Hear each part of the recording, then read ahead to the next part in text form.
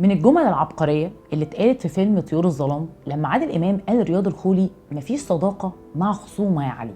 ملناش دعوه بالفيلم خالص بقى ولا قضيته، انا بتكلم في العلاقات الانسانيه والعاطفيه. الخصومه بقى اللي انا اقصدها، والخصومه حتى اللي كان قاصدها عادل امام في الفيلم، هي مش فكره الخصام وان احنا بس مش بنكلم بعض، فكره ان بقى في بينا حاجز نفسي كبير، بقى في بينا مشاكل تراكمت على مدى بعيد او قريب، كونت ان احنا خلاص بقينا خصمين في قضيه واحده، بقينا احنا الاثنين مش على وفاق اطلاقا، بينا مسافات كبيره جدا وبينا ابعاد كتيره قوي، اتكلمنا في حاجات كتير منها وحاجات تانية ما اتكلمناش فيها خالص، فاللي ما اتكلمناش فيه ده كمان بقى زاد جوانا اكتر واكتر وشكل خصومه بكل معاني الكلمه. الكلام ده كله بقوله ليه بقى؟ عشان الناس اللي بتنفصل بعد علاقات عاطفيه وتكون شايفه ان احنا ينفع نكون صحاب ازاي واحنا في بينا خصومه، في بينا مشاكل حصلت. طبعا التعميم مرفوض، اكيد في علاقات وهي نادره بصراحه، ما اقدرش اقول كتير يعني، بتكون عارفه توجد مساحات صحيه، لكن نحكم العقل بقى، منين هينفع نكون اصحاب واحنا في بينا مشاكل ممكن تكون وصلت الى حد التجاوز اللي ممكن يكون لفظي واحيانا ابعد من كده بكتير. بالتالي بقى احب جدا ان الكلام ده يوصل للناس اللي بتراهن على انهم ينفع يكملوا اصحاب بعد ما هم خلاص انفصلوا عاطفيا.